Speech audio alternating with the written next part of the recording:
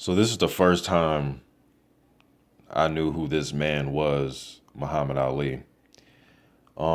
What's even more funny is when HBO came out with this, as you can see, they spelled Muhammad wrong. They have an E instead of an A between the M and the D. But this was the first time I knew who this man was. I remember, first of all, let me say this. I'm not the oldest guy on here talking about boxing. I don't have the most knowledge.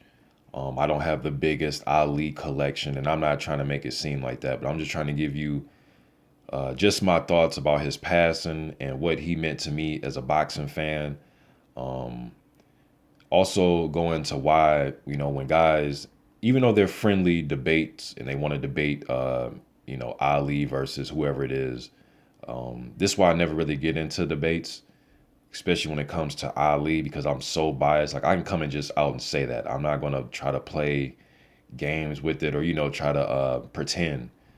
My five favorite fighters, and I've said this so many times that I know you guys probably already know what I'm going to say before I say it. Ali, Holmes, Foreman, Tyson, and Holyfield. Those are my personal five favorite fighters.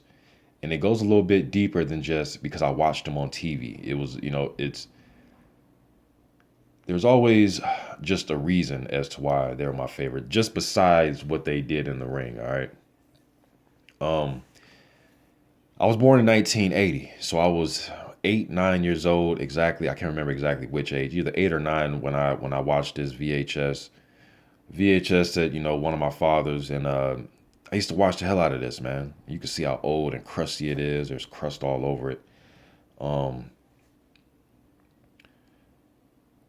I thought he was amazing. I remember being in my grandmother's living room, and I used to take my um, paper towels, and I used to make it fit around my teeth. I'll get the paper towel, put some water on it, and make it fit around my teeth, and I would tie pillowcases around both hands so it would be just enough padding on it.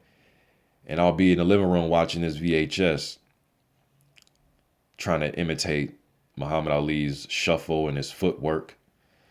So we're talking about the late '80s, man. He was the first athlete I ever tried to imitate.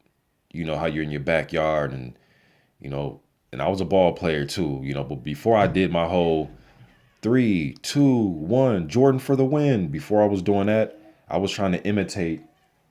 I was trying to imitate Muhammad Ali. Uh, Another tape, and these are just what I have right now at my house. I have a lot of stuff in storage, man. This was another crusty ass tape from the late '80s that my father had that I used to watch, and I still have it to this day.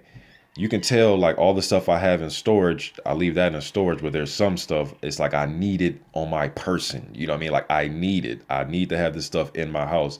And I don't have a VCR nowhere in my house, but I have these for whatever reason. They just mean something to me. Ali versus Foreman, Ali versus Frazier, then Holmes and Cooney. Uh, you know, I just believe as a true boxing fan, you know, you got to have something Ali in your home, whether it's books, whether it's old VHS tapes, whether it's something. And I don't have the biggest collection, but just what I have in my home right now. That's what I'm saying. I have something Ali. I remember getting this probably when did I get this book? Probably like a year after college. I got it for a road trip, man. It was on a road trip, and I got this book. I have a lot of things in storage too, but my father, man, is somebody who I couldn't really do this video just talking about Ali and what he meant without bringing up my father, because he's the first person to introduce me to Ali.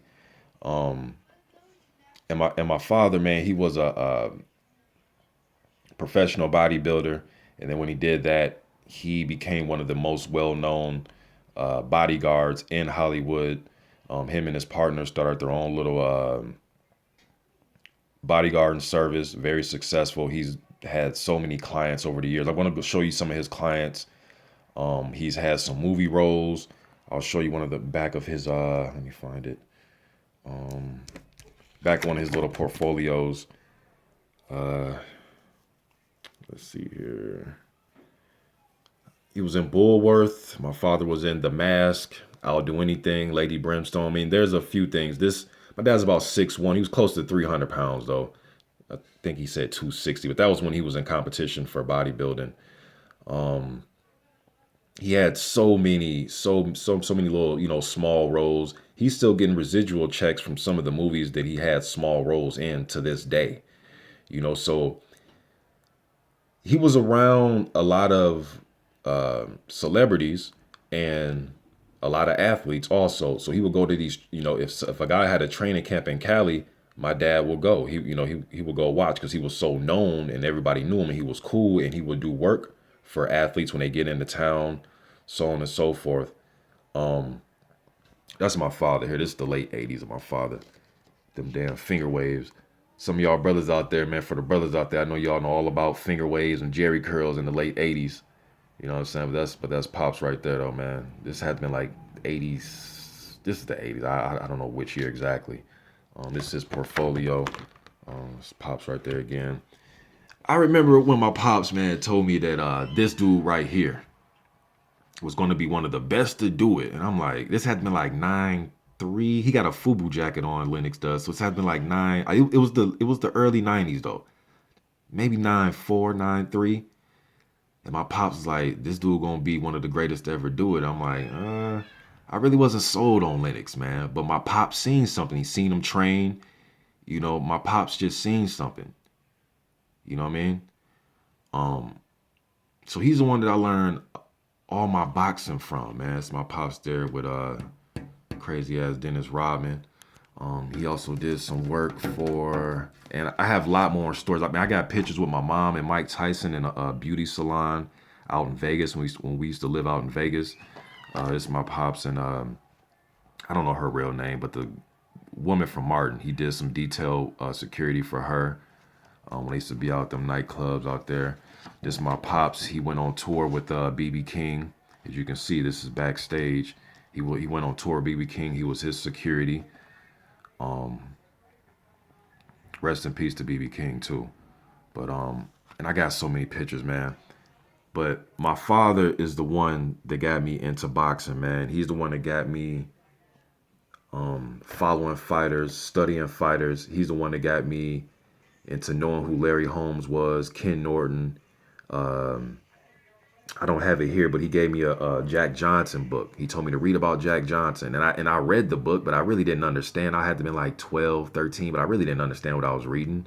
You know what I mean? In my opinion, back in 9'3", I really didn't know what I was. I read it, but I really didn't know what I was reading. And I appreciate those things now as an older guy, as a grown man now, 36 years old. I appreciate these things, man. And it was my father, man. I'm gonna give him all the credit for this, for giving me this and introducing me to Muhammad Ali. If it hadn't been for this, I don't know when I would have picked up on following Muhammad Ali. I'm not sure. I mean, eventually you're going to pick up on Ali, especially if you're a boxing fan. But if it wasn't for my father, I would have never really known Ali like that. I would have never really been a boxing fan. Another image that sticks out of my mind when I think about the 80s and my father introducing me to boxing, it was a Sports Illustrated, I don't know, 85, 86, one of them years, man. And I just remember the front cover, it said Marvelous. And it was Marvin Hagler. It was an image from the fight with Tommy Hearns. And Hagler had blood streaming down his face. I'm pretty sure you go to Google and you can Google this. And it frightened the shit out of me as a kid. I was frightened of Marvin Hagler, man. And it's, sometimes imagery can just scare the hell out of a kid. And just the imagery of Marvin Hagler, I thought he could beat Ali, just by, obviously he couldn't, he's a middleweight, but just, just the imagery, it just scared the hell out of me, man. You know what I mean? And this one, wrestling was popular too, but this was different when it was the boxers bleeding. It was different when I was watching wrestling. But it was footage from this VHS tape, man, that turned me on to be a boxing fan. And for some reason, when it comes to Ali, it's like I need the things I have in storage, I keep them in storage. But just as far as this VHS, the books I have, and it's like I need these on my person. Just like I got pictures of my father, and my father's still alive. You know what I'm saying? We talk, and we communicate. He's not like he's gone, but it's just I need certain things that I don't want to be in storage. I need those on my person. Like I said, I don't even have a damn VCR. You know what I mean? But I need these VHS tapes in my possession. It just reminds me of when I started becoming a boxing fan. And it's funny because I got a YouTube page now, like all of us boxing fans that have YouTube pages. So this just lets me know, man, where it all started for me, and it started with Ali.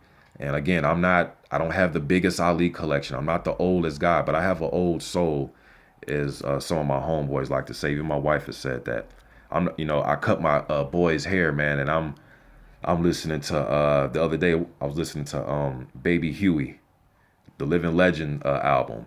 You know what I mean? I have an old soul. I like listening to the Dramatics. I like listening to Willie Hutch, things of that nature. So I got an old soul, man, and I credit that to my father and my uncles. But it was this VHS tape right here when I was an 8, 9-year-old kid in my grandmother's living room trying to imitate the greatest of all time. It was this tape that turned me on to boxing, and it was that damn imagery of Marvin Hagler on that Sports Illustrated. But mainly this though, because this is what got me addicted, man. I used to watch this shit over and over and over and over, and then I became a Tyson fanboy because as I got older and he was in our generation as far as back then, and in the night, so I became a Tyson fanboy, but it was Ali that really got me in tune to the sport.